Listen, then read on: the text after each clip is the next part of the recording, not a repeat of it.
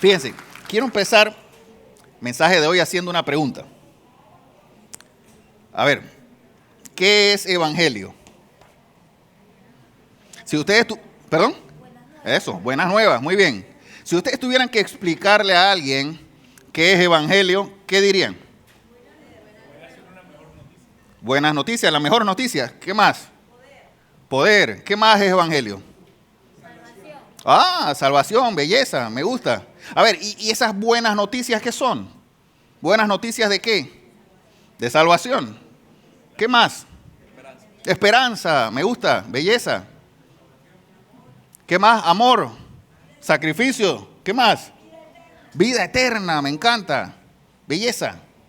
Fíjense, hace un par de semanas estaba conversando con alguien, con un amigo, y ese amigo me contaba que estaba viendo un podcast en YouTube y que en el podcast la persona que estaba hablando decía que le parecía injusto que Dios enviara al infierno a los que no lo aceptan. Porque decía que él era una persona neutral. Yo no le hago mal, decía, no le hago mal a nadie, yo pues hago las cosas bien. Entonces, ¿por qué es que yo tengo que aceptar a Dios para no irme para el infierno? ¿Han escuchado eso alguna vez? Yo no le hago mal a nadie, yo soy bueno, ¿verdad? Yo no me meto con nadie. ¿Sí? Yo hasta abrazo a mi suegra. ¿Ah? ¿Por qué son así ustedes? No sé. Sol no está por ahí, ¿no? Ya, ok. Ahora, ustedes saben algo, hay mucha gente que piensa así. Y entienden que son buenos en base a qué? A sus acciones, a su propia opinión, a lo que ellos consideran, a pues lo que a ellos les parece, y pues así cualquiera es bueno, ¿no? Si yo soy bueno de acuerdo a mi propia opinión, yo soy lo máximo, hasta guapo. ¿Verdad? Ahora, esa persona entendía que él era una persona, esa persona que hablaba en el podcast entendía que era una persona neutral. O sea, no se metía con nadie ni hacía nada malo, así que él entendía que no merecía el infierno, ni merecía la muerte, porque él hacía cosas buenas. Y el problema es que no es suficiente las buenas obras. No es suficiente pensar o sentir que porque yo hago cosas buenas, soy merecedor de, ya me gané el cielo. Me gané un escalón al cielo. ¿Han escuchado eso? ¿Verdad que sí? Entonces, no existe un punto como neutral, como que yo soy neutral. Yo ni con Dios ni con el diablo. Yo estoy aquí tranquilo. A mí ni me toquen. Eso no existe. Es evidente que hay un desconocimiento de las personas sobre qué es el evangelio. Por eso iniciaba preguntando, ¿qué es el evangelio? El evangelio sí, es salvación. El evangelio es ese sacrificio de Jesús que hizo para pagar por nosotros. Y se los pongo así, déjenme tomar unos minutos para resumirle qué es evangelio. Dios es maravilloso, creó todo lo que existe, ¿verdad? Hizo todo perfecto, incluyéndonos a ti y a mí, ¿verdad? Y todo lo hizo con tal precisión y tal belleza para que nosotros lo disfrutáramos. ¿Verdad que sí? Y todo lo hizo con un orden, estableció reglas, ¿verdad? Y reglas claras para que nosotros tuviéramos el propósito, una relación con Él. Para que tuviéramos una relación estrecha, para que pudiéramos disfrutar de su presencia. Sin embargo, ¿qué pasó con nosotros? ¿Qué hicimos nosotros? Lo rechazamos con nuestro pecado. Fallamos no solo en pasado, en presente y en futuro. Seguiremos fallando. Seguiremos rechazando lo que Él hizo para nosotros y para tener comunión con nosotros. Y una y otra y otra y otra vez lo seguimos ofendiendo. Pero Dios, además de ser un Dios maravilloso, Dios es un Dios justo. Entonces, si Dios es un Dios justo, ¿qué merecemos nosotros? ¿Qué merecemos? Lo dicen como con miedo. Sí, lo agarré así como con miedo. Así. Dije, sí. Merecemos la muerte, la Biblia nos enseña. La paga del pecado es muerte. Eso es lo que merecemos, la muerte. Ahora, en todo ese plan de salvación, Dios sí es justo, hay que hacer justicia, ¿verdad? Pero la ventaja o lo bueno de esto es que Dios es también amoroso. Y eso es lo que nos salva a nosotros. Que Dios es amor. Entonces, ¿Dios qué hace? A ver, nos crea, pone reglas y nos dice, este es el orden, este es mi plan, esta es mi creación, ustedes son parte, ¿verdad? Ustedes fallaron, ustedes me rechazan y merecen muerte, pero yo los amo. Entonces tengo que hacer algo. Y ejecuta un plan perfecto de salvación. Envía a Jesús, ¿para qué? Para morir por mí.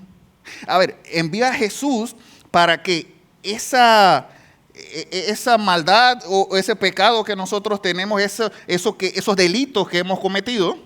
¿Se acuerdan que el apóstol Pablo dijo, estábamos muertos en nuestros delitos y pecados? ¿Verdad? Entonces envía a Jesús, ¿para qué? Si hay algún abogado aquí, para que le imputen nuestra culpa. Es decir, aquel que no cometió pecado, ¿ok? Dios lo hizo pecado. Jesús carga con nuestra culpa, carga con nuestro pecado, carga y muere en la cruz, cargado con nuestros pecados. Y lo bueno es que no solo nuestros pecados viejos, nuestros pecados presentes y futuros. Imagínense eso. Ahora, y lo hace de una manera espectacular, porque muere y resucita para sellar ese pacto entre Dios y nosotros. Espectacular. Eso es evangelio. Eso que hizo Dios. Ese plan perfecto. Ahora, el tema es que no solo queda allí. A ver, porque si somos culpables, somos delincuentes, poniéndolo en nuestro lenguaje terrenal, merecemos la muerte, ¿verdad? Entonces Jesús viene y no escatimó el ser igual a Dios como cosa a que aferrarse, sino que se humilló y fue a la muerte y muerte de cruz, ¿verdad? Y paga por nuestros pecados y nos limpia de nuestros pecados. Es decir, nos justifica. Eso es la justificación, es decir, nos hace justos delante de Dios. Es decir, ya no somos delincuentes. Ahora Jesús pagó, Él le imputaron nuestros delitos y nosotros entonces quedamos justos y limpios ante los ojos de Dios por ese sacrificio. ¿Me siguen? ¿Sí? Ahora, ¿ustedes saben cuál es la belleza de todo esto? Que ahí no termina. Sino que encima de eso, de que merecíamos la muerte, de que Jesús vino, pagó por nosotros, nos limpió, nos justificó, encima de eso nos da una promesa eterna y nos dice, ustedes van a reinar conmigo. Entonces ya no solo dejamos de ser delincuentes y pasamos a ser justos, sino que de justos ahora pasamos a ser herederos del reino. ¿Ven la belleza de esto? Ahora, ¿hay algo que nosotros podamos hacer para merecer eso? ¿Hay alguna acción que nosotros podamos ejecutar para decir, merezco lo que Dios hizo por mí? No, no hay nada. Es pura gracia y misericordia de Dios. Es el regalo de Dios. Eso es el evangelio.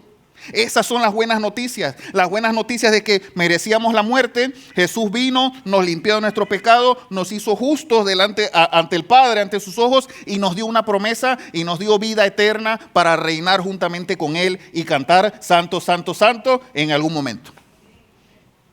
Belleza. Ahora, ¿sabes cuál es el problema? Les resumí en 3 minutos mucha parte del Nuevo Testamento. Pero, ¿saben cuál es la belleza de esto? Es que nosotros no merecíamos nada. Nosotros nada podemos hacer para ganarnos eso. Y ni siquiera tenemos que hacer nada para ganarnos eso.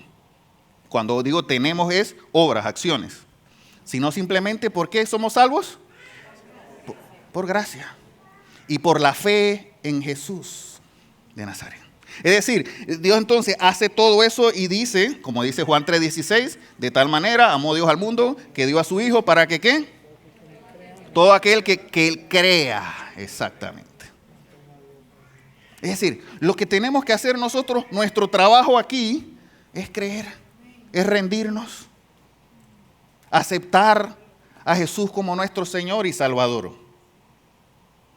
Y cuando digo Señor y Salvador es porque, sí, es nuestro Salvador porque nos salvó de lo que merecíamos, pero también nuestro Señor porque Él debe ejercer señorío sobre nosotros. Entonces, todo esto es por gracia. Nada de esto lo merecíamos. Por eso es que la vida cristiana no se trata de hacer cosas para ganarnos algo. No, no funciona así. No funciona que yo tengo que, si no me leí el plan de lectura esta semana, ay, entonces viene el castigo. No es eso. Leas el plan de lectura, no es. No es que no. No se trata de que tengo que hacer para ganar. No, ya Él lo hizo todo. Ya lo hizo. A nosotros nos toca amarlo a Él y ser agradecidos. Aceptarlo a Él. Es rendirnos por completo a su señorío. Eso es lo que nos toca a nosotros. ¿No es una belleza eso? Que no merecíamos nada de eso. Y Él lo hizo todo por nosotros. ¿Saben cuál es el problema? El problema es que todavía mucha gente piensa que tiene que hacer algo para ganarse el favor de Dios. Piensan que es un trueque. El evangelio no es un trueque. El evangelio es, ya Él lo hizo. Ríndete tú, no hay más nada que hacer. No es un trueque. No se trata de hacer algo. No se trata como otros que dicen, da algo para que Dios te dé. No, peor todavía, manipuladores. No se trata de eso. Se trata de rendirnos a su voluntad. Rendirnos por completo a Él. Amarlo con pasión. Disfrutar de su presencia. Porque no hay nada que podamos hacer para que Él nos ame más. Ya Él nos ama con amor eterno. Y eso no se va a agotar. No va a acabar su amor. Fallamos hoy y nos sigue amando mañana. Y una y otra vez su misericordia nos sigue sosteniendo y nos sigue amando a pesar de que seguimos fallando. Y aunque fallamos, tenemos la promesa eterna de que vamos a estar con Él. Esa es su gracia. Eso es el evangelio. Esas son las buenas noticias. Ahora, entendiendo que hay muchas personas que por desconocimiento quizás entienden que hay cosas que tengo que hacer para ganarme algo, sale una pregunta. ¿Dónde dejé el pointer? Aquí. Sale una pregunta. ¿Qué debo hacer o qué debo entender para vivir el evangelio? A ver, expliqué un par de minutos lo que es evangelio, ¿verdad? Y lo entendemos, pero ¿qué debemos hacer para vivirlo? ¿Qué debo comprender? ¿Qué debo entender para vivir bajo ese evangelio? Bajo esa verdad. Y quiero que vayamos a la Biblia. ¿Se acuerdan que estamos estudiando el libro de Hechos? ¿Cierto, no? Buenísimo ese libro. Lo estamos estudiando en Vida Coach y también estamos acá haciendo una serie de predicación sobre el libro de Hechos. En Vida Coach, de hecho, llamamos a ese curso Iglesia Imparable. Este viernes vamos a continuar con nuestro curso de Vida Coach. Así que aquí los espero a las 7 de la noche. ¿Ok? El viernes. Ay, alguien dijo amén. Eso, muy bien. Eso, bien. Ahora, quiero que vayamos al libro de Hechos, capítulo 10 y capítulo 11 del libro de Hechos. ¿Okay? Vamos a ver esta historia, cómo dos historias se entrelazan. ¿Okay? Dios hace que se conecten dos historias, dos visiones a dos personas distintas para que haya salvación y llegue el evangelio a la casa de alguien. Estos dos personajes son Cornelio, el centurión, y el apóstol Pedro. Eso está en Hechos capítulo 10 y capítulo 11. Vamos a estar leyendo algunos pedazos, no vamos a leerlo todo porque es largo. Así que ustedes síganme. ¿Me van a seguir? ¿Y los demás? Eso, muy bien. Bien, gracias. Me tienen que seguir, no hay de otra. No hay de otra. A ver, vamos a leerlo. Capítulo 10 dice, vivía en Cesarea un centurión llamado Cornelio. Dice, del regimiento conocido como el italiano. A ver, ahora quiero que me acompañen en ver los detalles de cómo Lucas, que es el escritor del libro de Hechos, va poniendo los detalles para darnos a entender la perspectiva y darnos a entender el contexto de la historia. Dice, vivía en Cesarea un centurión llamado Cornelio. Ok, un centurión era un soldado romano que tenía jerarquía, es decir, que tenía cierta posición de mando y por lo general tenía un batallón como de 100 personas. Eso es lo que se estima, o sea que era una persona importante dentro del esquema del Imperio Romano. Ahora, fíjense que sigue diciendo y sigue haciendo otro énfasis Lucas, el escritor, y dice del regimiento conocido como el italiano, es decir, era algo especial. No solo que tenía mando y jurisdicción, tenía dominio sobre muchas personas, sino que encima era de un regimiento conocido. Es decir, era como un equipo SWAT. ¿Ok? Entonces, ¿ven los énfasis que da Lucas aquí? Si eso no fuera importante, hubiera dicho un centurión. Y listo. Entonces, veamos los detallitos que va escribiendo ahí. Y dice así, fíjense el versículo 2, interesante. Primero describe qué es lo que hacía este señor, da a entender que tiene mando y jerarquía, da a entender que tenía mando sobre un equipo importante en Roma. Ahora, el versículo 2 dice, fíjense esto, él y toda su familia eran devotos y temerosos de Dios. Aquí hay algo raro. ¿Era normal eso? Que un romano fuera devoto y temeroso de Dios. Un romano que eran politeístas. Pero este centurión era especial. Este centurión, estos detalles me hacen entender que había algo especial en él. Dice toda su familia, no solo él y toda su familia. Eran devotos y temerosos de Dios. Y dice, realizaba muchas obras de beneficencia para el pueblo de Israel. Otra cosa inusual. Fíjense que, acuérdense que los romanos eran los opresores, eran el imperio opresor. A ellos no les interesaba mucho la otra gente, a ellos les interesaba a ellos. ¿Ok? Pero dice que este romano realizaba muchas obras de beneficencia para el pueblo de Israel, ni siquiera para él mismo o para su pueblo romano, sino que lo hacía para el pueblo de Israel. ¿Lo ven? ¿Ven los detalles? Y dice, fíjense, lo mejor que sigue, y dice, oraba a Dios constantemente. ¿Lo ven? Era especial este romano. No era cualquier soldado. Era temeroso de Dios, era devoto él y toda su familia, realizaban obras de beneficencia, oraba a Dios constantemente. Ahora, les hago una pregunta. ¿Cornelio era salvo?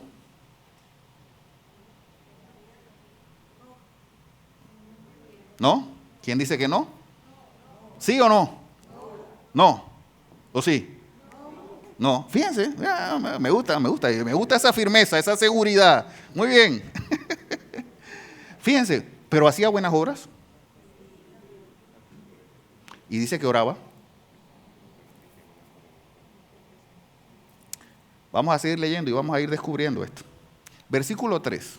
Dice, un día como a las 3 de la tarde tuvo una visión. Vio claramente a un ángel de Dios que se les acercaba y le decía, Cornelio, ¿qué quieres, Señor? Le preguntó Cornelio mirándolo fijamente y con mucho miedo.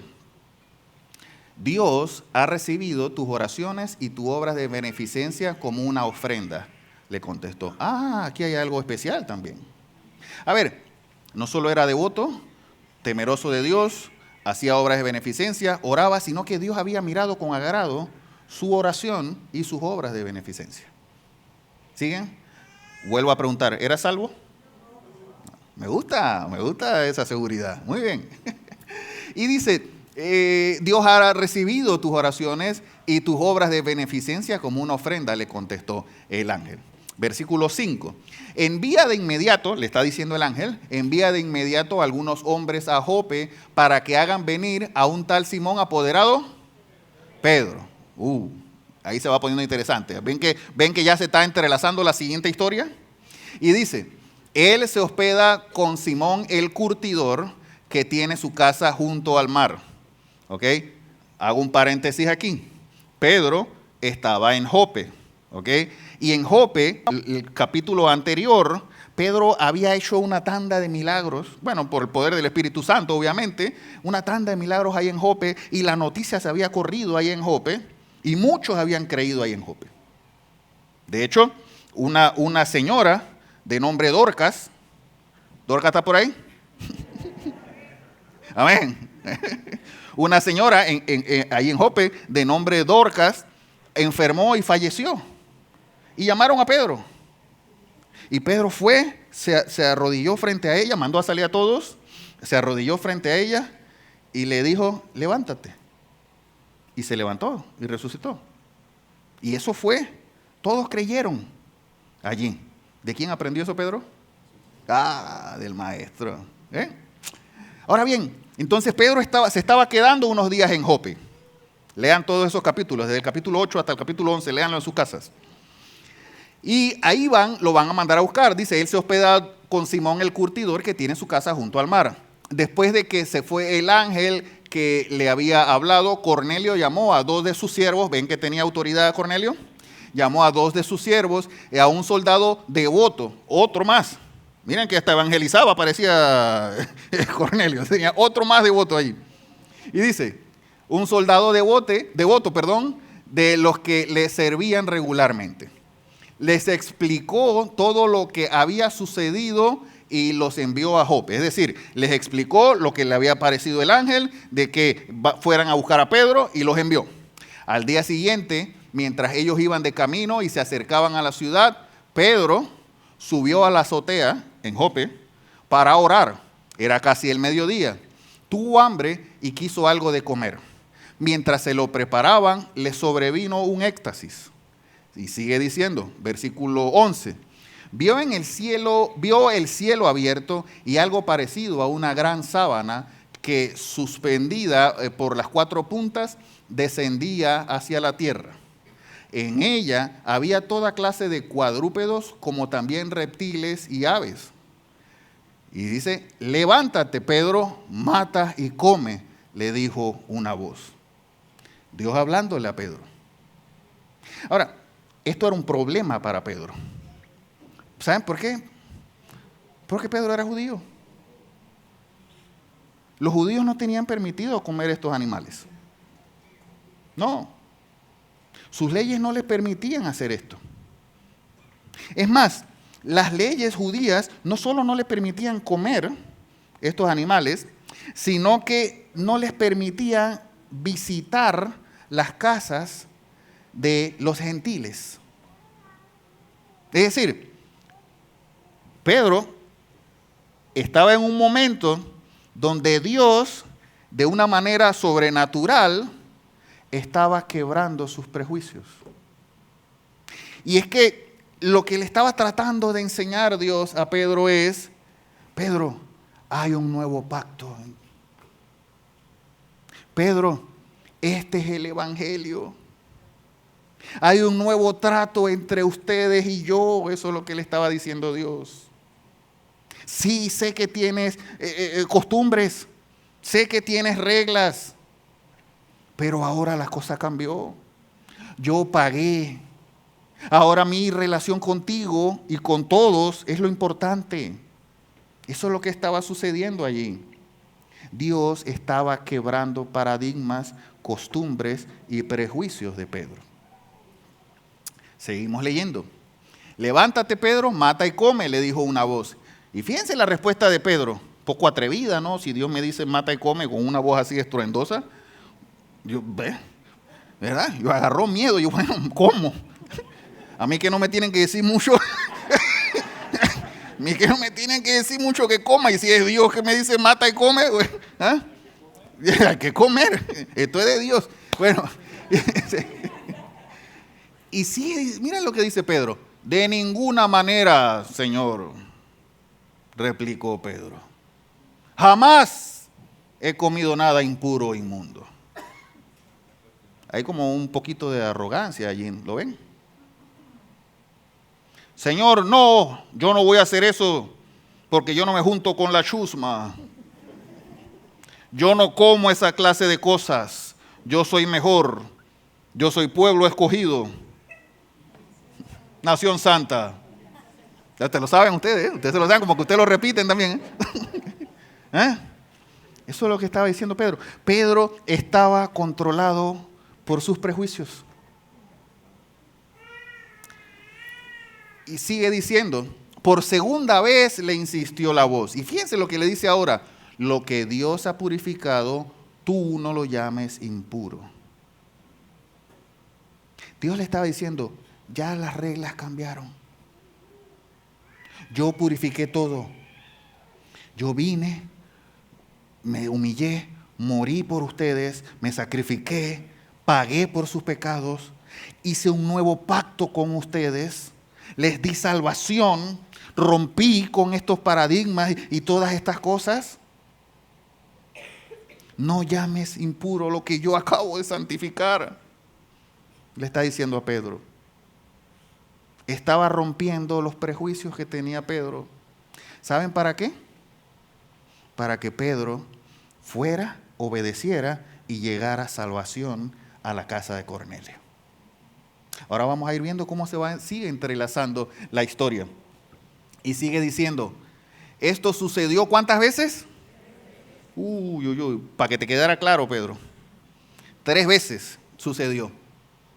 Y enseguida la sábana fue recogida del cielo. Ahora, Pedro dice que no atinaba, versículo 17, vamos a ir leyéndolo rápido porque es largo el texto, pero Pedro, ante esto que estaba sucediendo, no atinaba, dice el versículo 17, a explicarse cuál podría ser el significado de la visión. Pedro estaba en shock. No estoy entendiendo, Señor. Si yo soy judío, ¿por qué tú me mandas a hacer esto? ¿Qué está pasando? Y dice, mientras tanto, los hombres enviados por Cornelio que estaban preguntando por la casa de Simón, se presentaron a la puerta, llamando, averiguaron si allí se hospedaba Simón, apodado Pedro.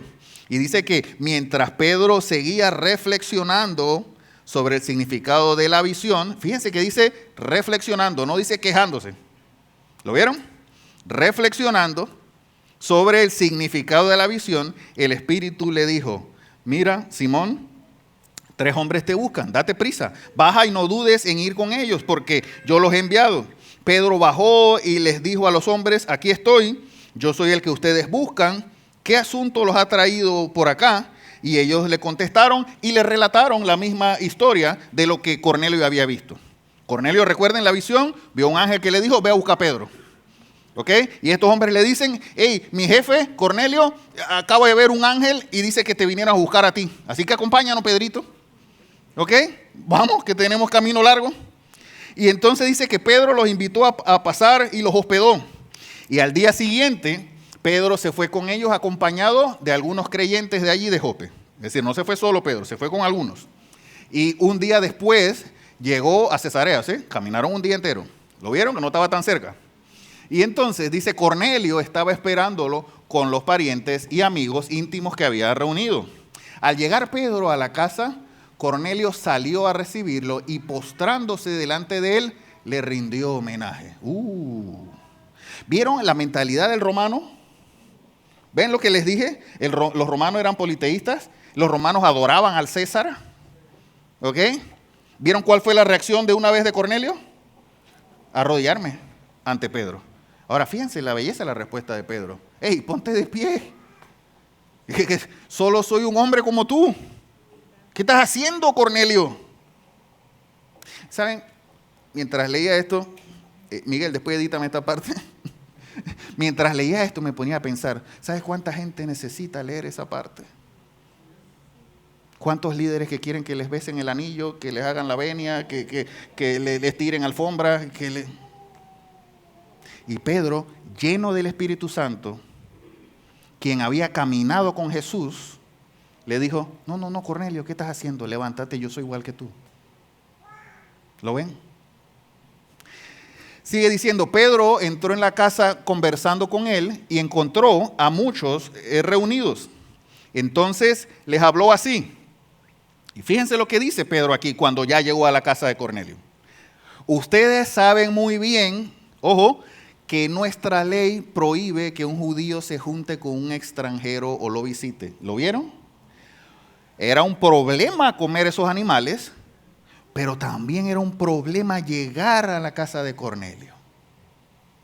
Y fíjense la belleza de lo que sigue diciendo. Pero Dios me ha hecho ver que a nadie debo llamar impuro o inmundo. ¿Lo ven? Ya le estaba cayendo el cuara a Pedro. ¿Lo vieron? Ya estaba empezando a comprender y estaba empezando Pedro a conectar de que esta visión que yo tuve es de parte de Dios y que Dios me está diciendo, entra a la casa de esta gente para que haya allí salvación. Pedro estaba entendiendo que tenía que eliminar de su mente prejuicios, eliminar de su mente costumbres y tradiciones, religión, para entender que ahora esto se trata de evangelio, de salvación, de Jesús y el Espíritu Santo transformando a la gente. ¿Me siguen? Sigue diciendo, por eso cuando mandaron por mí, vine sin poner ninguna objeción.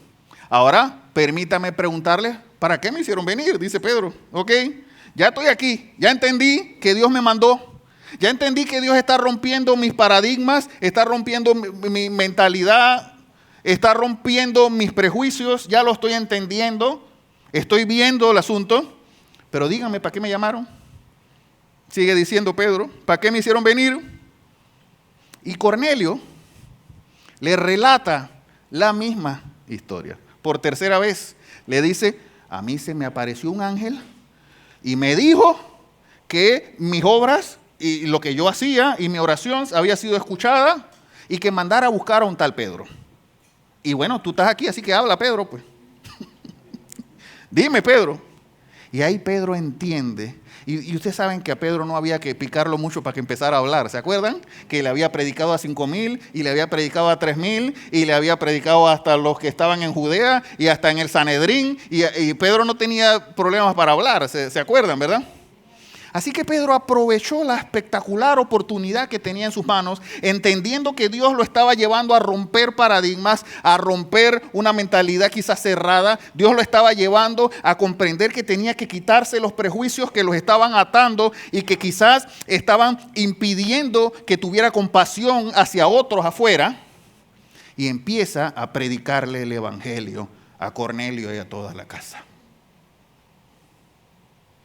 Y empieza a decirles, hey, es que este Jesús vino, murió por nosotros, pagó nuestra culpa, nuestros pecados.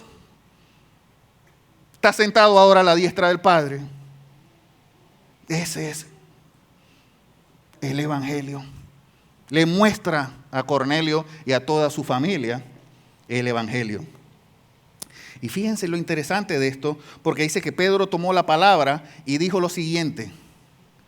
Ahora comprendo que en realidad para Dios no hay favoritismos. Pedro terminó de comprender lo que Dios le estaba tratando de decir. Pedro terminó de comprender que no es favoritismo. Yo no soy mejor que nadie.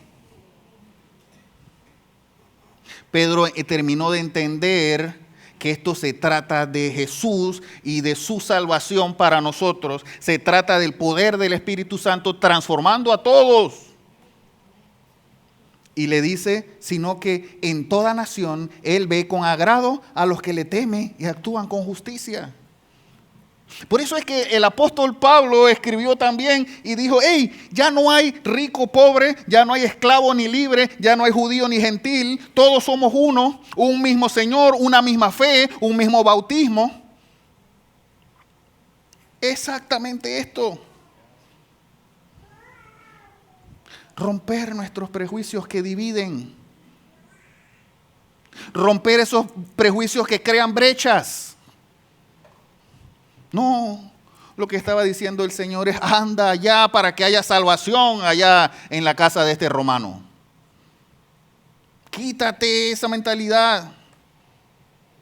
Esa mentalidad de que, ay no, si tiene arete, si tiene tatuaje, si tiene el pantalón roto, si vino en chancletas. No, quítate eso. Que haya salvación en la casa de ellos también. Eso es lo que estaba sucediendo con Pedro. Dios le estaba rompiendo sus prejuicios. Y sigue diciendo, mientras Pedro estaba todavía hablando, fíjense esto, el Espíritu Santo descendió sobre todos los que escuchaban el mensaje. El respaldo de Dios allí. Pedro estaba entendiendo, esto es lo que tenía que hacer. Y dice que descendió el Espíritu Santo.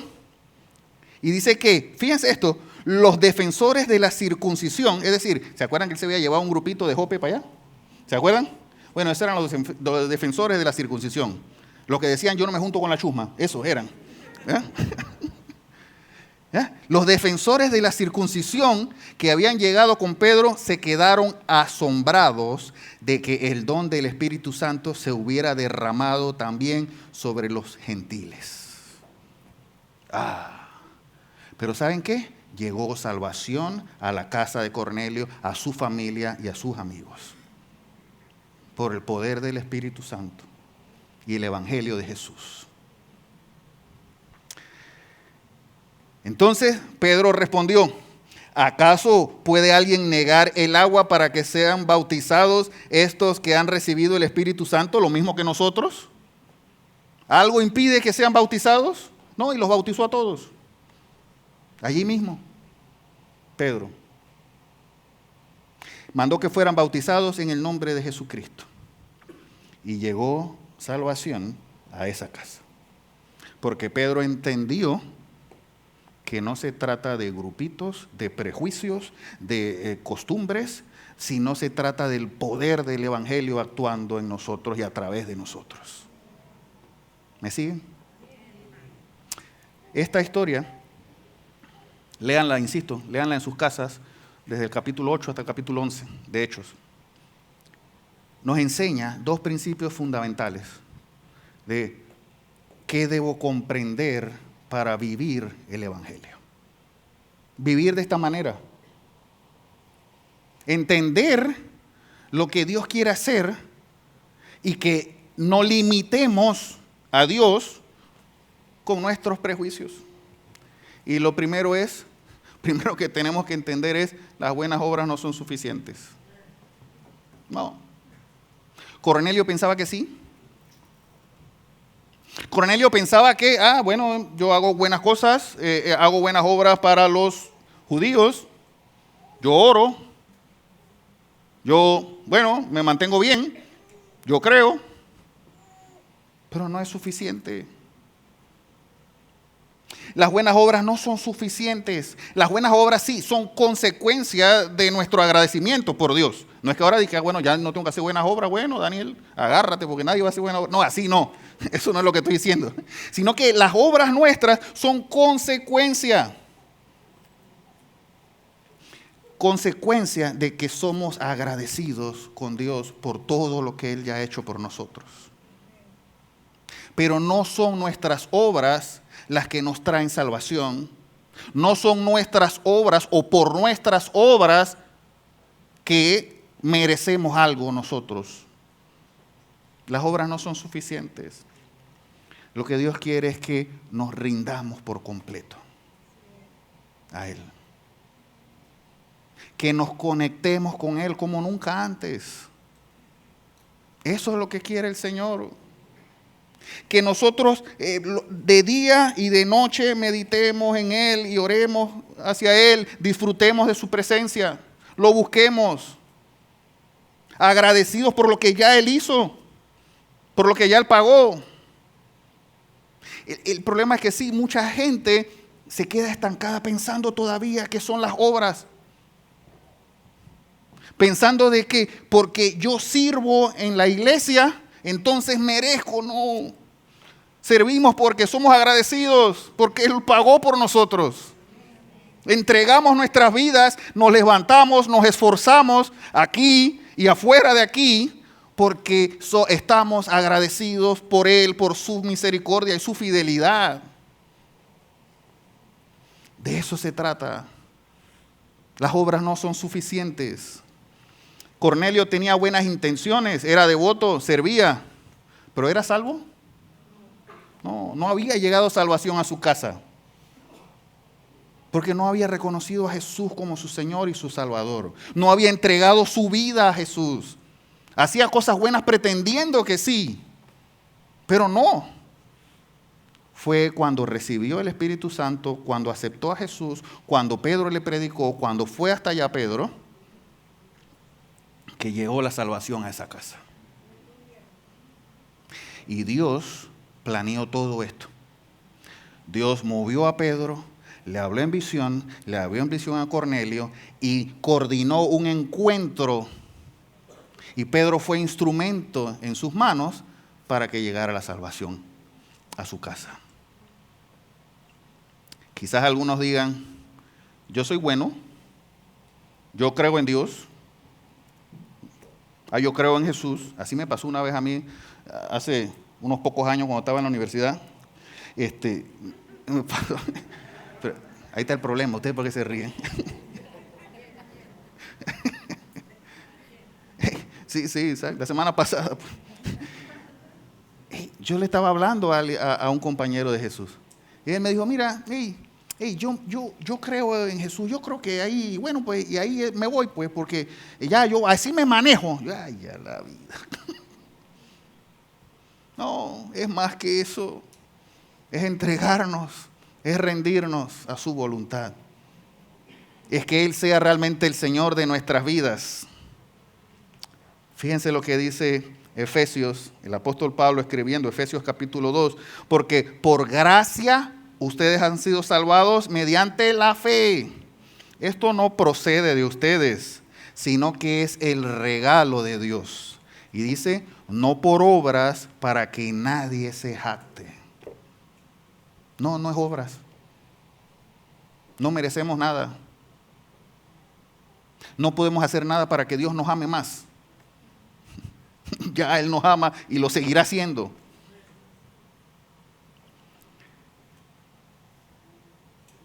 Ahora bien, hay un segundo principio que quiero que veamos. Cómo vivir el Evangelio. Algo que tenemos que comprender para vivir el Evangelio. Y es, el Evangelio rompe prejuicios. No podemos encajonar a Dios en nuestras costumbres. No podemos, a veces somos, porque tú eres premilenialista o amilenialista, o que tú eres pentecostal o bautista, entonces por favor. Les digo algo, las denominaciones las creamos nosotros, no Dios. Y muchas veces estamos metidos en las brechas y en las cosas que nos dividen, cuando debemos estar predicando de un solo evangelio, el evangelio de Jesús. Eso es romper los prejuicios. Eso es lo que estaba sucediendo con Pedro. Pedro no estaba entendiendo al principio cómo esto de que mata y come, cómo es que esto de los animales, cómo es esto que yo voy a ir a la casa de la chusma, cómo es que yo voy a ir para allá. Pero lo comprendió. Pedro entendió. Dios rompió paradigmas en la mente de Pedro. Y ojo, Pedro vivió con Jesús 3 años. Ojo, Pedro recibió el Espíritu Santo el día de Pentecostés. Pedro estaba haciendo milagros por donde iba. La gente le llevaba a los enfermos para que la sombra de Pedro los sanara, dice Hechos capítulo 4. Pero había que hacer algo más, había que romper paradigmas. Había que romper mentalidades cortas. No podemos seguir encajonando a Dios en mentalidades cortas. Dios es soberano. Y así como llegó la salvación a nuestras casas y a nuestra iglesia, así quiere que llegue la salvación aún los que nos parecen feos y maleantes a nosotros. Les hago una pregunta. ¿Qué pasaría si aquí entraran un pandillero o entrara alguien que no pareciera tener los estándares que nosotros tenemos? ¿Cuál sería nuestra reacción? Temor. ¿Qué más? Juzgar. Desprecio. ¿Cuál sería nuestra reacción realmente? Quizás la misma de Pedro. Señor, yo nunca he comido nada de esto. De ninguna manera, Señor. Hasta que le cayó el cuadro a Pedro y entró a la casa de Cornelio. Y a veces esos prejuicios que nosotros tenemos impiden que seamos instrumento en las manos de Dios para salvación de muchas personas. A veces esos conceptos que ya tenemos en nuestra cabeza preconcebidos, que ojo, no estoy hablando de principios bíblicos, ojo, no estoy hablando de principios bíblicos, estoy hablando de costumbres, de tradiciones, de por ejemplo decir, la Reina Valera es la Biblia que es, esas otras nuevas Biblias no son. Ay. A la iglesia se viene en falda y tacones y peinados. Prejuicios. Prejuicios. Y si alguien entra aquí que necesita de Jesús, ¿cuál va a ser nuestra reacción? Hagamos lo que hizo Pedro, le cayó el cuadro. Se dejó usar por Dios. Se dejó que Dios le quitara esos prejuicios para que predicara a los demás. Y lo hizo varias veces. Fíjense, Dios se lo dijo varias veces a Pedro. Versículo 15, lo que Dios ha purificado, tú no lo llames impuro. Le estaba diciendo, le dijo Dios a Pedro. ¡Ey! Ese que está ahí también necesita mi salvación. Yo también tengo un plan para ese que está allá afuera, no nada más para ti. Eso es lo que le estaba diciendo. La salvación es para todos. Eso es lo que le estaba diciendo a Pedro. Pedro después dijo, hey, Dios me ha hecho ver que a nadie debo llamar impuro o inmundo. Y en muchas ocasiones, se los digo de corazón, muchas ocasiones nos tomamos la atribución de pensar quién merece ser salvo y quién no.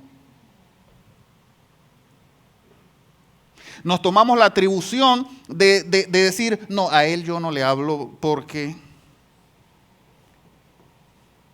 él también, ese que piensa que no, él también necesita la salvación.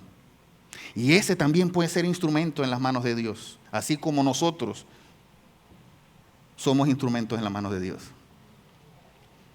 Pedro sigue diciendo, versículo 34, ahora comprendo que en realidad en Dios no hay favoritismo. Pedro había aprendido de Jesús, había recibido el Espíritu Santo, pero necesitaba cambiar todavía un poco más. Necesitaba Dios pulirle su mentalidad, quitar tradiciones. Dios quería mostrarle a él que Dios no hace acepción de personas. El evangelio no discrimina a nadie. El evangelio es para todos, buenos o malos, a nuestro juicio. Porque todos somos malos. ¿Se acuerdan, no? Muchas veces nuestros prejuicios impiden que amemos a los demás y tengamos compasión por ellos. Muchas veces nos fijamos en la forma de vestir, en maquillajes, en muchas otras cosas. Que no, Dios no. Eso no es necesario. Lo necesario es que llevemos el mensaje de salvación a otros. Y que otros, al igual como nosotros alcanzamos la salvación, otros la alcancen. Créanme algo, ¿saben? Allá afuera hay muchas personas, créanme, hace unas semanas estuve hablando de eso. Hay muchas personas que han sido heridas por cristianos, heridas por la iglesia, allá afuera, por prejuicios nuestros. ¿Qué vamos a hacer con esa gente? Hay gente que ha sido lastimada, pero esa gente necesita el amor de Cristo. Y quizás a nosotros no nos caen bien algunos, eso no importa. Habla de Cristo, déjate usar. Quitémonos prejuicios. Fíjense lo que escribe el apóstol Pablo en Romanos 14:1. Dice, reciban bien a los débiles. Es decir, a los que todavía no entienden bien qué es lo que Dios ordena. Recíbanlos bien. No podemos pretender que alguien llene todos los estándares nuestros en un momentito, cuando a nosotros nos tomó años comprenderlo. Sigue diciendo Pablo en Romanos, dice, si en algo no están de acuerdo con ellos, no discutan. Amén. No discutan. Es que tú piensas que el rapto es antes y que el rapto es después o que es... No discutas. Eso no son doctrinas esenciales. Aquí lo importante es que Jesús vino para salvarnos y en Él hay salvación y Él quiere darnos salvación a todos. Eso es lo que importa. El Evangelio no solo nos salva, nos transforma, nos hace ver a los demás, a las demás personas como Dios las ve, no como nosotros las vemos. Necesitadas de redención y de salvación allá afuera. No clasificadas por sus pasados o sus errores. No. El Evangelio nos hace entender que todos somos pecadores y que todos necesitamos conocer de Jesús. El Evangelio no es un sistema de obras ni un club exclusivo para nosotros, los que hemos alcanzado la misericordia. No. Es la buena noticia de que Cristo salva a todos los que se rinden a Él sin importar cuántos errores hayamos cometido. Eso es el Evangelio de Cristo. ¿Saben? Me gusta esta frase de John Stott. Escribió muchos libros buenísimos. Cristianismo Básico es uno de ellos. Y dice, la conversión de Cornelio fue tan necesaria como la conversión de Pedro. ¿Ven esto? La conversión del romano, de la chusma, fue tan necesaria como la de Pedro, que fue el discípulo de Jesús. ¿Lo ven? No hay nadie más importante que otro. Y sigue diciendo, uno necesitaba conocer a Cristo, en el caso de Cornelio, el otro necesitaba dejar de limitar a Cristo. Ambos fueron liberados por el Evangelio. El Evangelio libera, el Evangelio transforma, el Evangelio hace que amemos sin importar condiciones. Amemos a Dios y a nuestro prójimo sin importar nada. ¿Qué debo entender para vivir el Evangelio? Las buenas obras no son suficientes. El Evangelio rompe nuestros prejuicios. Cuando comprendemos ese Evangelio, rompe nuestros prejuicios. Los dejo con esta frase. El Evangelio no se trata de hacer cosas para Dios. Se trata de rendirse y vivir para Él. No se trata de cuánto podemos hacer o cuánto podemos dar, cuánto podemos pedir. No, se trata de rendirse, de morir a nuestras pretensiones, morir a nuestro ego, morir a nuestro orgullo, para vivir para Él y ser instrumento en sus manos. Eso es el Evangelio de Cristo. Y eso es lo que allá afuera necesitan escuchar. Que hay un Cristo que salva, no un Cristo que juzga, sino un Cristo de amor que salva. Eso es lo que necesitan escuchar. Hay una canción que a mí me gusta mucho, que era de mis tiempos, de hace pocos años, que tiene una letra sencilla, muy sencilla, pero asimismo muy profunda su letra. Y le pedí que la cantáramos. Ahora, ¿se atreven a cantarla con nosotros? ¿Sí?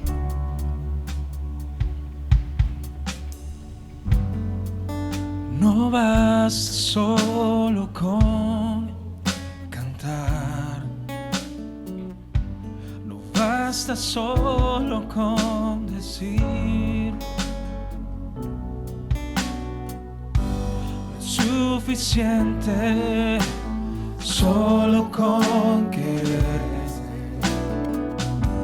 es necesario morir. No basta solo con soñar, no basta solo con pedir, no es suficiente solo con querer tener, es necesario morir. Dame tu vida, esa clase de vida que sabes dar. Dame tu vida, yo quiero vivir solo para ti, Señor. Dame tu vida, resucítame en ti. Yo quiero vivir solo para ti. Dame tu vida. Dame tu vida, esa clase de vida que sabes dar. Dame tu vida, yo quiero vivir solo para ti. Dame tu vida, resucítame en ti. Yo quiero vivir solo para ti. Yo quiero vivir solo para ti. Yo quiero vivir solo para ti. ¿Se dieron cuenta de lo sencilla que es la canción, pero profunda? Morir a nosotros, morir a nuestro orgullo, nuestro ego, nuestras pretensiones, nuestras agendas, y vivir para Él. Vivir para Cristo, ser instrumento en sus manos, ser de bendición, ser canales de bendición. De eso se trata. No es solo querer hacer, sino es vivir para Él. Gracias, Padre, por tu palabra, Señor. Gracias, Dios, porque hoy nos has hablado, hoy nos has estremecido, Señor. Gracias porque has hablado a nuestros corazones, Dios. Te pido, Dios, por mis hermanos, Señor. Habla sus vidas, estremece sus corazones, Dios. Pon en ellos hambre y sed de ti. Pon en ellos pasión por servirte, por amarte, Dios, más que a nada. Pon en ellos compasión por las almas, compasión por las otras personas. Quita de ellos prejuicios, quita de ellos costumbres, tradiciones, Señor, y que nos enfoquemos siempre en ti, en tu evangelio, en lo maravilloso y grandioso que eres tú, Señor. Padre, oro por ellos, para que tu gracia y tu favor los acompañen siempre.